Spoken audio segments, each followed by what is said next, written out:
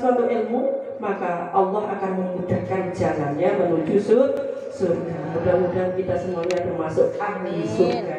Amin ya rabbal alamin. Saudara semuanya, materi hari ini mungkin tadi sudah ulas oleh Ustaz Jo. Saya hanya melanjutkan saja tentang analisis CP, TP dan ATP. Apa CP itu tadi Ustaz? Capaian. Iya, capaian pembelajaran. Kalau TP adalah tujuan pembelajaran. Selanjutnya ATP adalah alur tujuan pembelajaran. Kalau dulu adalah silabus.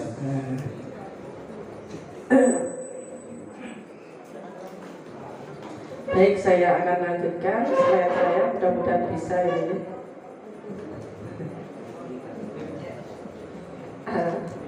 Ternyata mungkin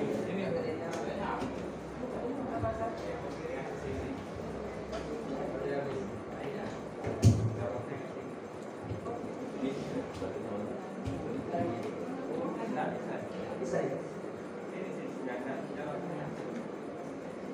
Kalau nggak bisa langsung manual bisa. Oh bisa, alhamdulillah. Oh nggak lagi. Oh iya. Iya, terima kasih Ustaz. Baik Ustaz Sada, ini PPKB kita ya. Masih ingat Ustaz ya? Moto dari PPKB GPAI jelas profilnya, tepat pelatihannya. Coba saya ingin salah dipraktekkan ya. PPKB GPAI jelas profilnya, tepat pelatihannya. Ini Ustazah di Siaga itu ada rekrut PD, monggo dengan yang mau ikut rekrut pelatih daerah sudah ada di Siaga, dengan tinggal upload sertifikat yang panjenengan punya, termasuk sertifikat buku yang ber-ISBN, sertifikat narasumber itu ada pada Siaga. Kan nanti kalau rekrut itu jenengan lulus, maka jenengan akan berhak melatih di daerah panjenengan. Jadi di Kabupaten Lumajang dan sekitarnya. Itu. Alhamdulillah saya sudah pernah ikut di 2021. Saat itu saya memilih SD, tetapi ternyata pemetaan dari Kanwil saya ditempatkan di TK. Nah, itu upload sertifikat narasumber yang punya narasumber. Ada nih. Monggo nanti setelah pulang dilihat di Siaga. Sudah ada yang lihat ya? Sudah. Itu ada rekrut pelatih daerah. Ya. Karena dulu ada rekrut pelatih inti atau pelatih provinsi dan pelatih nasional. Saya tidak lulus yang pelatih nasional, maka saya lulus di pelatih inti. Nah, ini Ustazah. Monggo kita hanya mengukur sampai di mana sih kemampuan kita untuk mengikuti rekrut itu tadi. Monggo berlomba-lomba untuk ikut, tidak apa-apa, nyoba saja. Kalaupun tidak lulus juga tidak masalah. Nah, baik Ustazah, selanjutnya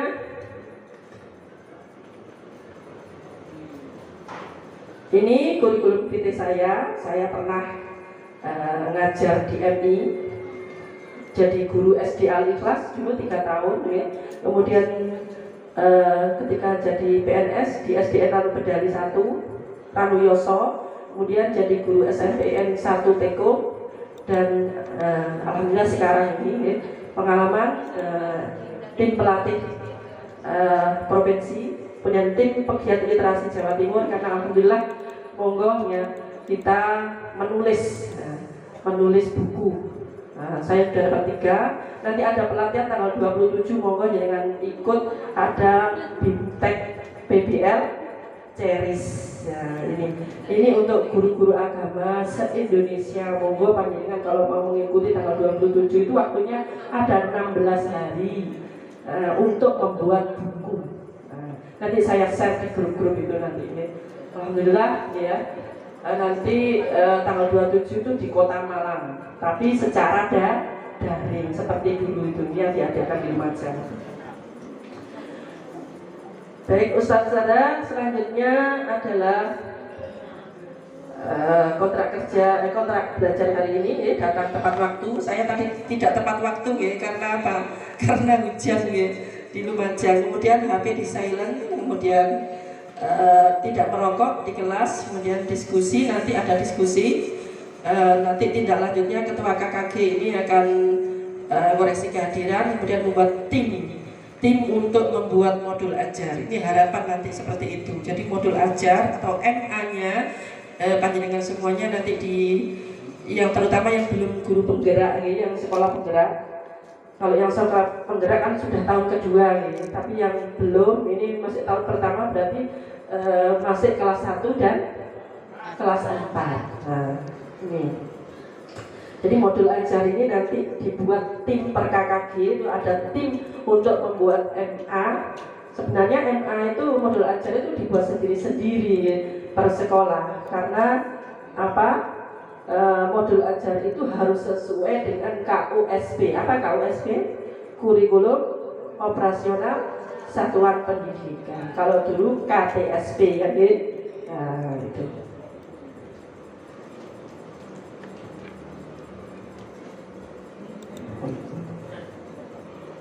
Baik Bapak Ibu, ini hanya info saja.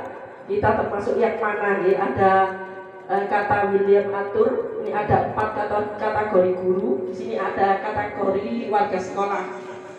Kata William itu ada 4 macam guru. Ada guru mediocre teacher. Guru ini datang ke sekolah, ya. Setelah datang ke sekolah, tidak ada yang spesial, biasa-biasa saja. Ya, ketika ngajar dia duduk, kemudian berdiri, menyampaikan materinya dengan ceramah. Ya, guru seperti ini termasuk mediocre. Jadi dia berdiri di depan kelas, kemudian sangat menjengkelkan siswa. Jadi siswa itu banyak yang tidak senang. Paling-paling ya duduk, berdiri. Anak-anak kerjakan LKS ini, halaman ini, baca materi ini. Kita termasuk yang mana? Ya, termasuk saya ini termasuk yang mana ya? Ini refleksi diri ya, kita muhasabah ya. Kemudian yang selanjutnya ada good teacher, guru yang selangkah lebih baik dari guru mediocre. Jadi dia mampu menjelaskan materi berdasarkan analisa dan buku, tapi ngajarnya itu teacher center, si absolut, ya. Jadi murid harus nurut ke saya, kalau enggak keluar. Nah, ini. Jadi tidak ada diskusi, tidak menerima pendapat siswa. Jadi student centernya tidak ada, ya. Itu. Ini yang kedua. Kemudian superior teacher, ini kebalikan dari good teacher. Ya, di kelas suasananya interaktif dan kreatif, kemudian mendemonstrasikan pembelajaran dengan baik. Ini sangat disukai siswa karena apa? Pembelajarannya itu nyambung. Nah, ini guru yang demonstrasi ya, yang demonstratis. Gurunya pandai, pintar. Tapi pinternya tidak dewi, jadi tidak begitu memperhatikan psikologi anak. Ini. Kemudian selanjutnya yang keempat, great teacher, inspirasi. Jadi guru ini adalah guru yang diinspirasi, ya, guru yang dirindukan siswa, juga dirindukan warga sekolah. Kalau tidak ada guru ini, ya sekolah ini sangat ketinggalan. Kata yang lain apa ya? Kalau tidak ada guru ini, sekolah ini tidak akan maju. Ini guru inspirasi. Guru ini datang ke sekolah memang panggilan jiwa. Ngajarnya itu memang ngajar untuk ibadah, bukan untuk yang lain. Jadi kalau dia tidak ngajar itu merasa berdosa.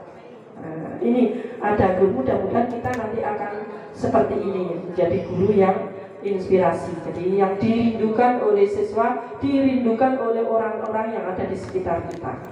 Ini guru ini tidak teacher center, ya, bahkan student center, mengutamakan siswa. Dia itu mengutamakan perbedaan keunikan siswa, karena siswa itu unik, apalagi di pembelajaran IKM ini ya, implementasi kurikulum merdeka ini, guru itu memang dituntut untuk memerdekakan siswa. Kalau kita melihat fase, kalau dulu ya, penentuan CP itu ditentukan hanya 1 tahun saja. Sekarang per fase. Fase A misalnya, kelas 1 dan 2 gitu. Itu berarti 2 tahun ya. CP itu penentuannya ada 2 tahun, bukan 1 tahun. Nah, itu. Jadi ini, jadi pembebasan waktu, jadi lebih leluasa waktunya. Gitu. Anak yang pinter akan tambah estafet ya. Kalau dulu ada kelas apa itu yang cepat itu namanya, iya, akselerasi. Kemudian ini yang menurut warga sekolah, ya, guru yang baik bagaimana. Ya. Tentunya ada di sini juga, ada di Great Teacher Inspirasi. Kemudian skenario pola pelatihan ini, Ustadz-ustadzah nanti ada introduction pola iCare ya. Saya mengatakan singkatannya iCare. Introduction nanti pendahuluan, ini saya akan brainstorming dengan panjenengan semuanya, menentukan latar belakang, kemudian tujuannya apa sih nanti setelah pelatihan ini, peserta bisa apa. Nah ini namanya introduction. Kemudian yang nomor 2 nanti connection, kita mengkaitkan dengan pengalaman sebelumnya. Selanjutnya adalah application bentuk kelompok nanti kita kerja kelompok, dan selanjutnya adalah extension penguatan. Ini mungkin sama dengan di pembelajaran inti biasanya ada pendahuluan, kemudian di langkah-langkah pembelajaran itu kemudian ada asesmen terakhir itu baik Ustazah, saya ingin tahu apa sih kurikulum merdeka itu. Tadi sudah dijelaskan mungkin oleh Ustadz Ju. Monggo yang mau berpendapat, apa sih sebenarnya kurikulum merdeka itu? Merdeka itu apa sih? Iya, apa saya tunjuk ya? Monggo Ustadz, ada yang tadi kemarin kan sudah dijelaskan ya tentang regulasi kurikulum merdeka itu apa. Sekarang saya ingin tahu untuk tumbuh berkembangnya potensi unik peserta didik, ya, tentunya dengan pembelajaran yang bersifat kontekstual dan dijalankan secara kreatif dan inovatif. Ya, jadi ada kreatif dan inovatif. Tapi pengertian definisi sendiri ini yang sesuai dengan materi seperti ini. Kurikulum merdeka ini adalah kurikulum dengan pembelajaran intrakurikuler yang beragam. Pembelajaran akan lebih maksimal agar peserta didik. Jadi nanti panjenengan semua itu harus tahu bagaimana di asesmen pembelajaran itu ada soal yang lot, mod, dan notes. Kemudian yang T-nya, T-nya ini adalah tujuan pembelajaran ini tercapai, TP-nya tercapai, dari CP ke TP itu tercapai, dan selanjutnya adalah unjuk kerja meningkat. P5-nya ya di proyek profil Pancasilanya itu juga meningkat. Selanjutnya adalah lebih baik lagi. Jadi pembelajarannya jangan tambah jelek, harus lebih baik lagi. Kurikulum apapun ya, kalau gurunya tetap menggunakan metode ceramah, tidak ada peningkatan apapun, ya tetap saja. Ya. At-thariqatu ahammu minal madda.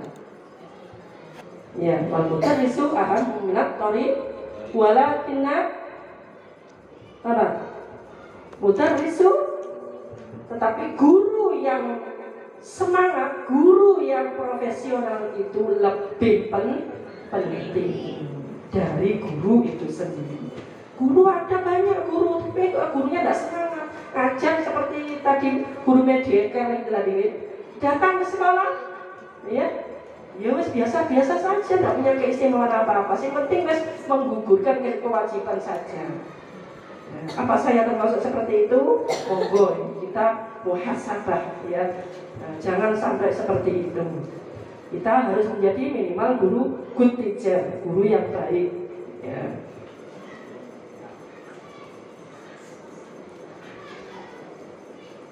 Baik, di dalam kurikulum Merdeka kan ada mandiri belajar, saudara ya, kemudian mandiri berubah, kemudian mandiri berbagi.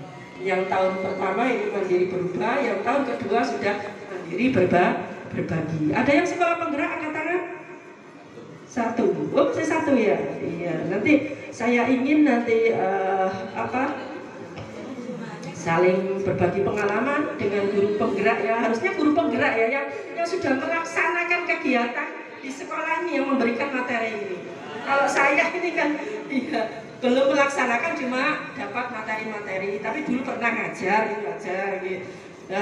Dari materi-materi materi diseminasi di KM di Pok Jawa ini. Yang berhak sebenarnya guru penggerak ini ya, sekolah penggerak.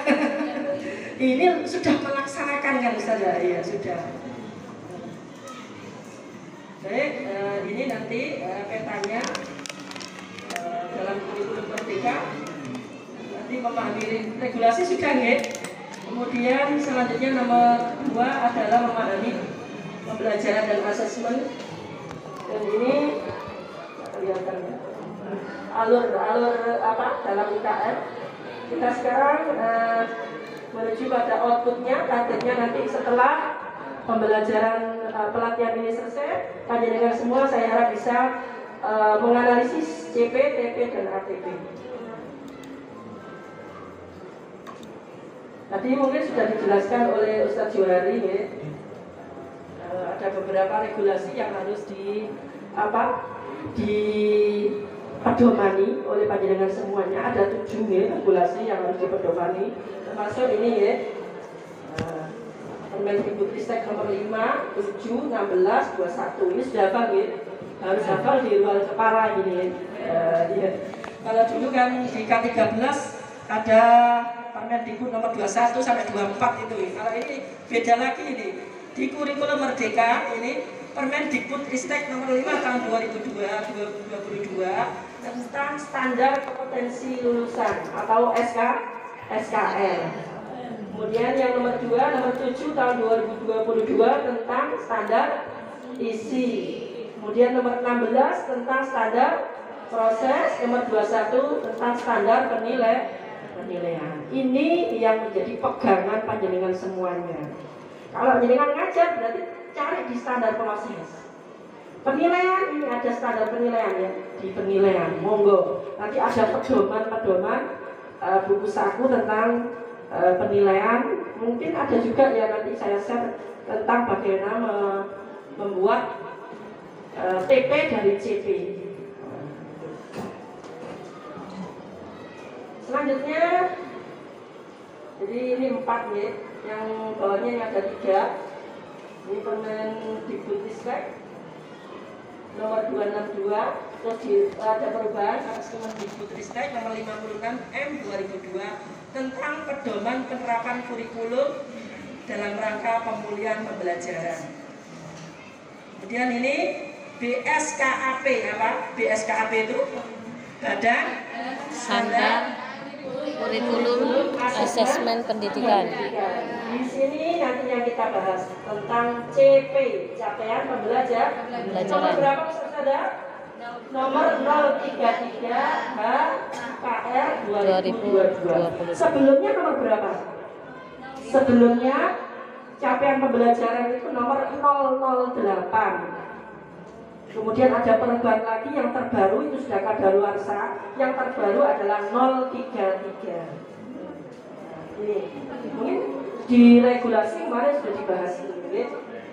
Kemudian BSKP tentang 009 HKP 2002 tentang dimensi elemen P5.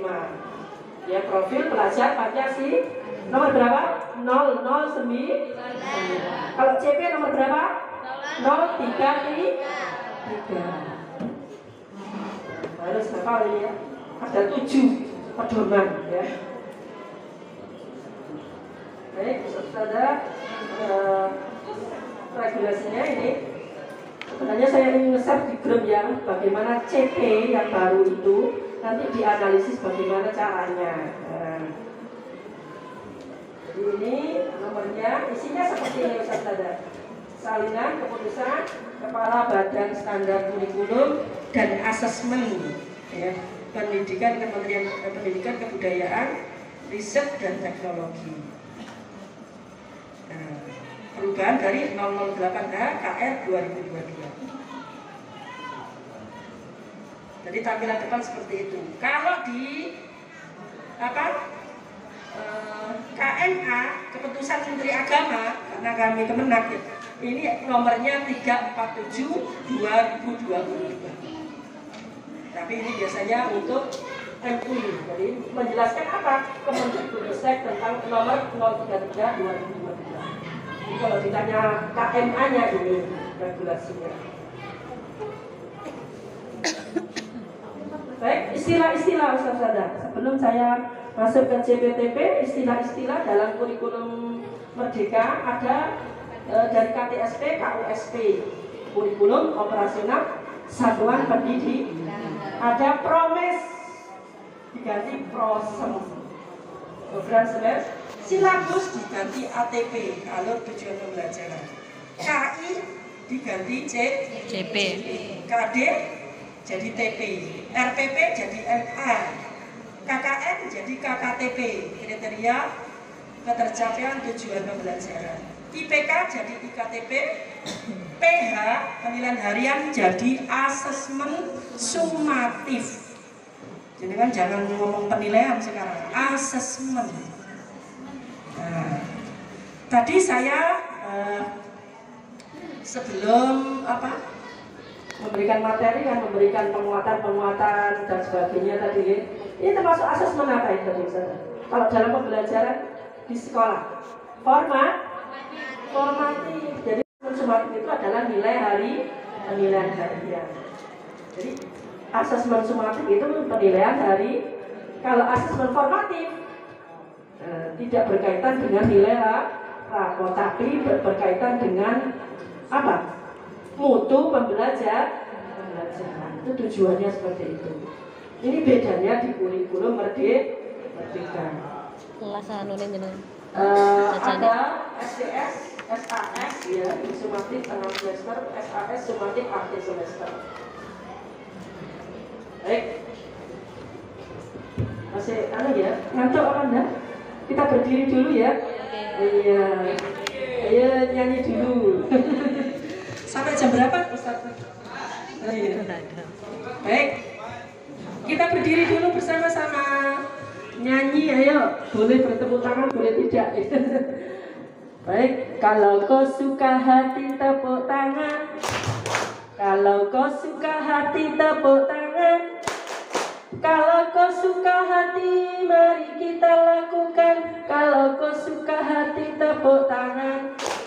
Coba jenengan nanti yang KI dan KD lebur jadi apa? CP. CP dianalisis jadi apa? TP. TP disusun lalu jadi ATP. Dari ATP jadi modul ajar. Ya. Saya yang pertama, jenengan yang kedua ya. Saya yang kedua. Kalau kau suka hati tepuk tangan. Kalau kau suka hati tepuk tangan. Kalau kau suka hati mari kita lakukan. Kalau kau suka hati tepuk tangan. Yuk, KI dan KD lebur jadi apa? CP. CP dianalisis jadi apa? TP. TP disusun lalu jadi ATP. Dari ATP jadi modul ajar. Hore. Iya, terima kasih. Duduk kembali. Kita lanjutkan materi ya. Jadi dari KI dan KD dilebur jadi CP. TP dianalisis jadi TP. TP disusun jadi ATP ya. Kemudian dari ATP jadi modul ajar. Itu Itu alurnya seperti itu, saudara. Untuk mempermudah pemahaman kita. Ya. Ya, setelah merumuskan tujuan pembelajaran, dijadikan alur tujuan pembelajaran atau ATP.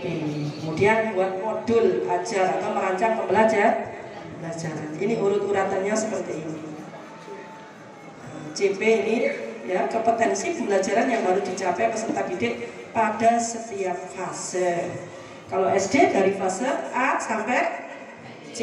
Tapi untuk yang pemula tahun pertama kelas berarti fase A dan B, kelas 1 dan maka nanti yang dianalisis itu berarti kelas 1 dan 4 saja, ya. Nah, CP itu ibarat GPS. Jadi saya kesini juga mencari melihat GPS di SD Pasirian 5 itu. Iya, kalau dulu 2014 kalau tidak salah di SD mana itu? Iya, masih ingat dulu. Ada yang ingat? Iya, bukan di sini. Ya. Saya dulu 2014 pernah mengisi karena pengawalnya hanya 3 dulu, saya, Ustaz Johari dan Ustaz Agus. Itu. Ya, teman-teman yang saya itu biar bawa santai ini. Karena ada beberapa makanan ringan barangkali bisa dibagi. Sambil dulu. Oke, nyantai saja, monggo. Sambil dulu. Untuk makan yang ringan bisa diambil. Perwakilan saja siapa yang ambil ini? Bu.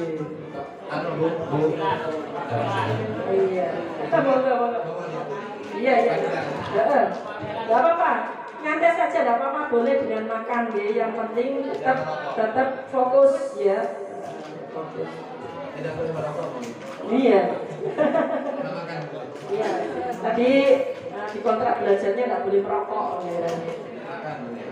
Makan boleh barang ya. Iya. Iya. Baik Ustaz-Ustazah, monggo. CP dirumuskan dalam bentuk fase, bukan per tahun. Sudah ya, sudah jelaskan tadi ya. Berarti 2 tahun gitu. Mak cocok, Pak. CP selalu berpusat pada siswa, bukan pada ketuntasan materi. Pokoknya materi harus selesai. Dulu seperti itu. Ya. Ya, kalau sekarang sudah beda lagi, harus berpusat pada siswa. Nah, ini Bu. Bakat. Pengembangan bakat.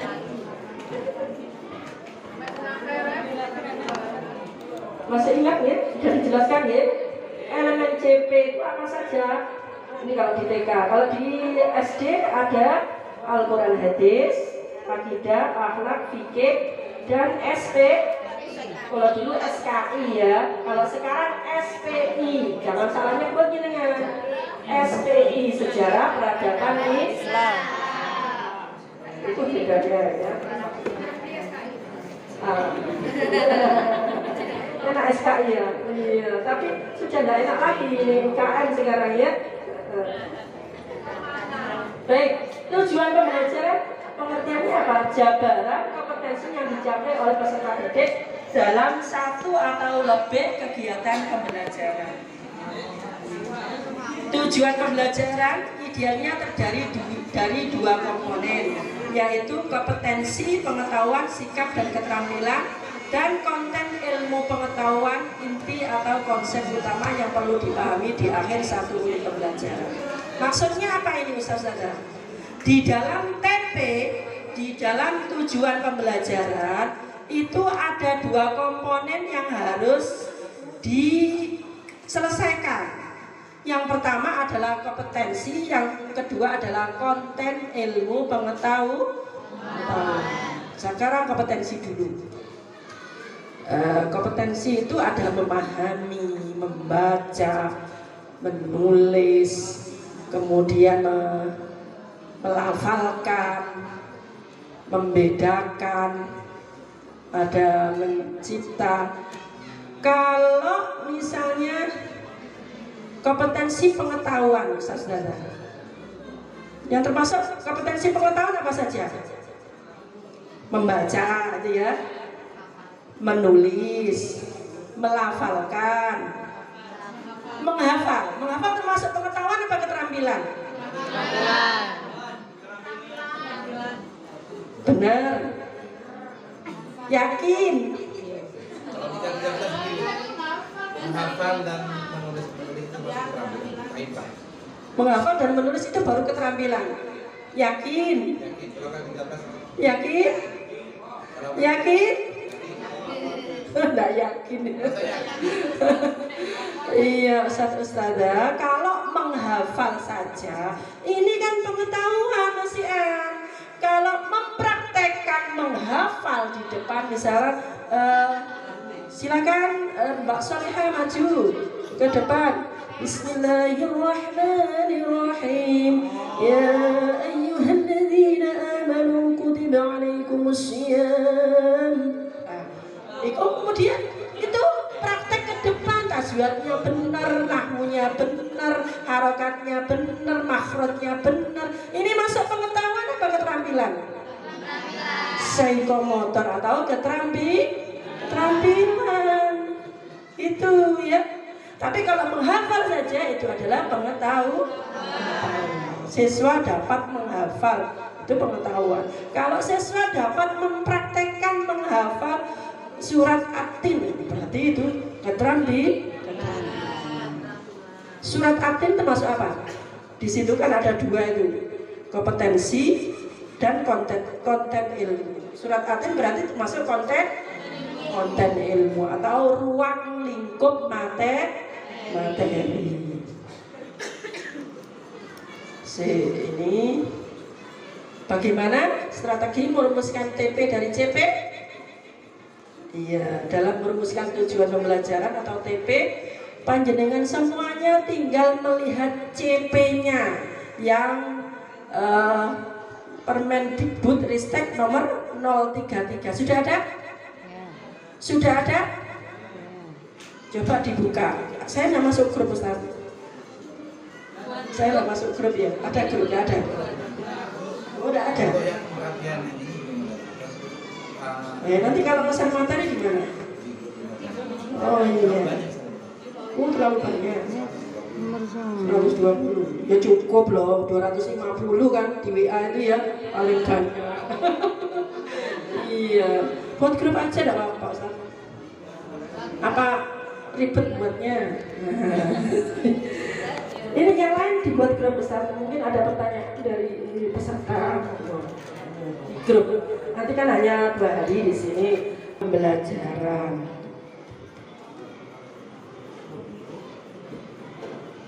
Repot ya. Saya mau nge-share belum dibuat grup. Kemudian tidak ada yang bawa laptop ini ya. Harusnya ada. Oh iya. Sudah ada? Yang 033 monggo dibuka.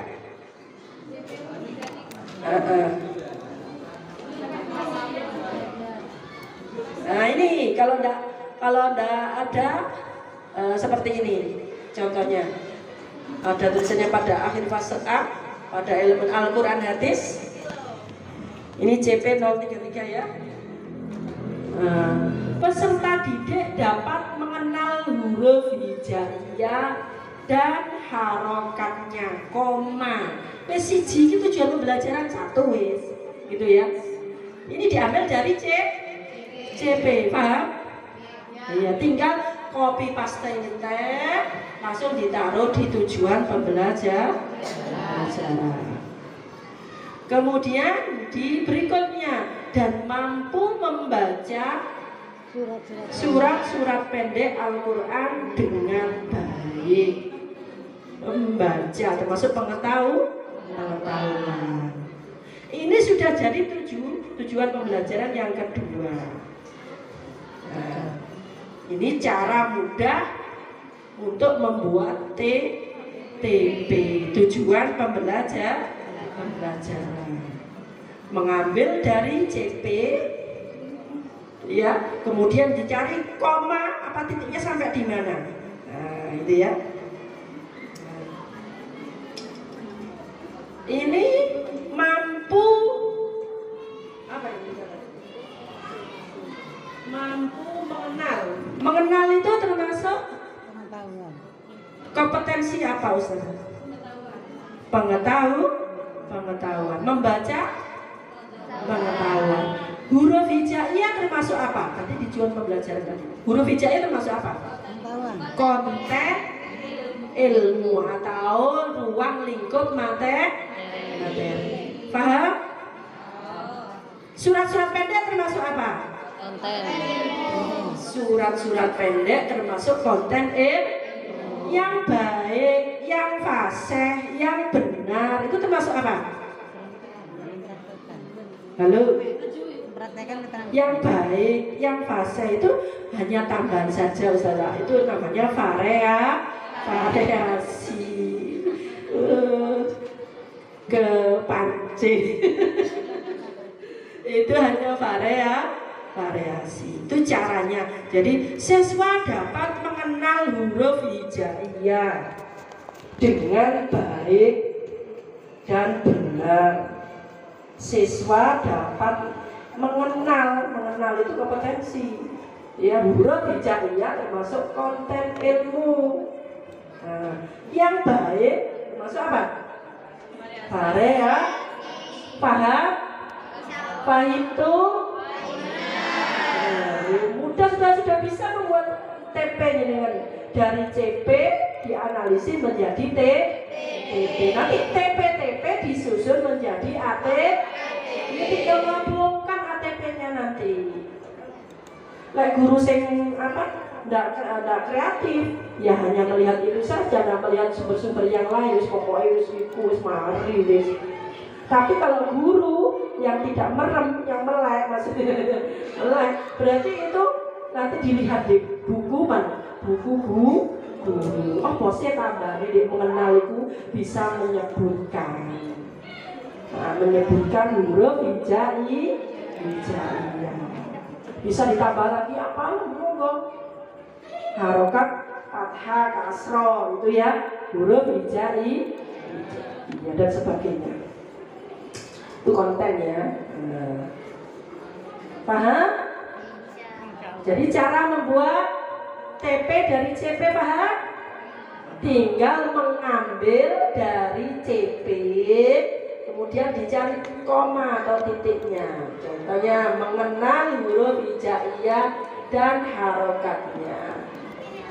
Ya. Terus yang kedua, huruf hijaiyah